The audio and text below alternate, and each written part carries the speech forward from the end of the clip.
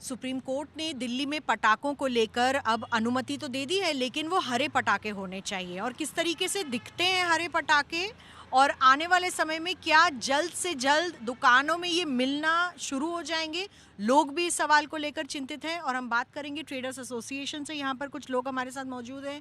गोयल जी हैं जो सीटीआई के हेड हैं, जैन जी हैं जो दिल्ली पटाखा एसोसिएशन के हेड हैं। सर, ये जो आपने पटाखा हाथ में पकड़ा हुआ है, ये इसकी पहचान है ये ग्रीन पटाखे की, लेकिन जो मार्केट में जो बिकने वाले हैं अब पटाखे, और लगभग एक ही दिन का समय बीच में दिया हुआ है हर चीज़ की प्रक्रिया करने के लिए, तो कैसे संभव होगा पता चल जाए कि कौन सा ग्रीन है कौन सा नहीं है? देखो, इसी की हम डिमांड पिछले 10 सालों से कर रहे थे कि मार्केट में जो ग्रीन क्रैकर्स को अनुमति नहीं मिली थी, इसके कारण अवैध पटाखे बिक रहे थे, पोल्यूशन वाले पटाखे बिक रहे थे।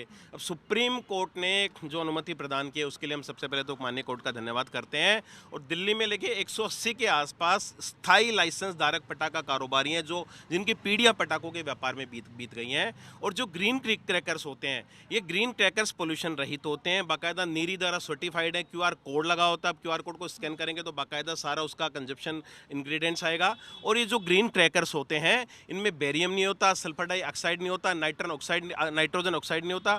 इसके अलावा ये आर्सेनिक, क्रोमियम, शीशा जैसी जो भारी धातुएं हैं वो भी इनके अंदर में नहीं होती हैं। और सबसे बड़ी बात है, जहाँ जो सामान्य पटाखे हैं उनकी जो ध्वनि प्रदूषण है, उनकी जो क्षमता है वो 1000 डेसिबल तक होती है, जबकि इसमें जो नॉइस होता है लगभग 125 डेसिबल तक ग्रीन पटाखों में नॉइस होता है। तो ये जो ग्रीन क्रैकर्स हैं बाकायदा सर्टिफाइड है, सरकार द्वारा, नीरी द्वारा सर्टिफाइड है, QR कोड है। हम इसीलिए हम कहना चाह रहे थे कि भाई अब ग्रीन क्रैकर्स को अलाउड कीजिए, जिससे जो अवैध पटाखे, पोल्यूशन वाले पटाखे बिकते हैं, क्योंकि लोगों के पास ऑप्शन बचता नहीं है। लेकिन सबसे बड़ी बात है कि 4-5 दिन का ही समय मिला है। अब जो office of controller explosive department है भारत सरकार का फरीदाबाद में, वहाँ से इनके लाइसेंस सस्पेंड हो रखे थे पिछले कुछ सालों से। अब वो लाइसेंस को रिवोक करना पड़ेगा इन लोगों को, तो ये पटाखे शुरू हो जाएंगे। इसके अलावा जो आम लाइसेंस धारक हैं, लगभग 500 के आसपास लोग हैं, उनको DM से, फायर से और दिल्ली पुलिस से लाइसेंस लेना पड़ता है।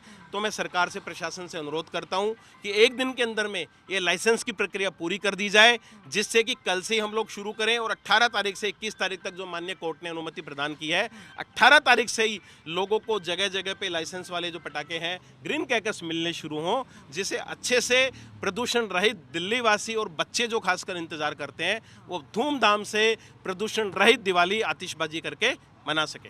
एक बार मैं ये क्रैकर दिखाना चाहूंगी। ये पटाखा देखिए, ग्राउंड चक्कर जो होता है, चक्री जिसको कहते हैं, यहाँ पर एक QR कोड लगा हुआ है जैसे कि बताया जा रहा था, और ये लोगो है।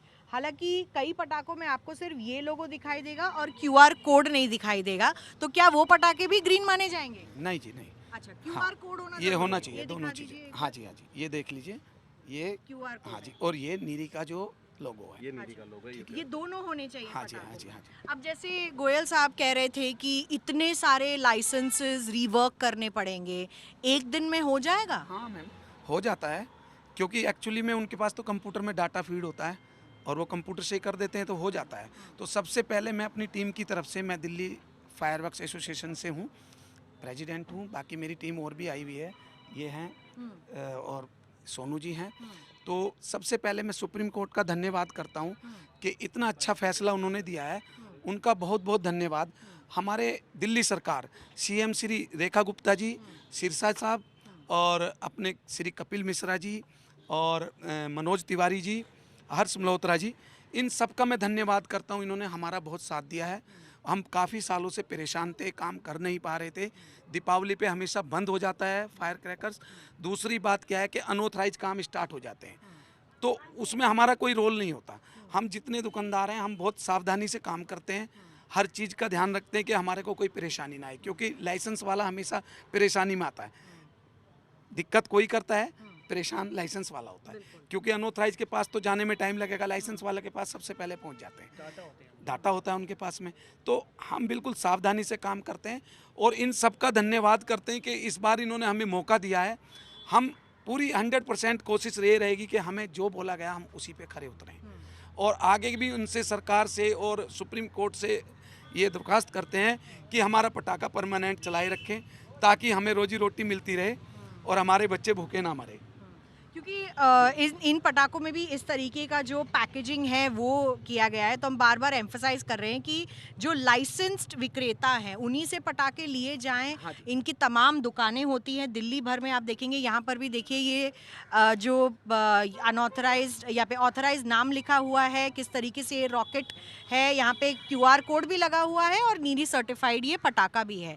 लेकिन फिर मेरा वही सवाल, आप कैसे इंश्योर करेंगे, क्योंकि दिल्ली पुलिस से बाकी अथॉरिटी से कह दिया गया है कि अवैध जो पटाखे हैं जो अनऑथराइज्ड हैं वो नहीं बिकने चाहिए, क्योंकि अब क्या होगा, एक दिन का गैप और लोगों में मच गई है पटाखे खरीदने की होड़, तो वो ढूंढ रहे हैं पटाखे अभी से और मिल नहीं रहे हैं लोगों को पटाखे। हाँ जी मैम एक्चुअली हमें 18 से 21 तक की अनुमति मिली है, हम उसी बीच सेल करेंगे। और तब तक अभी हम जहाँ से आना है हमने NCR से बोल दिया गया कि जी हमारे को प्रोवाइड किया जाए और उसके बाद हम सेल करेंगे।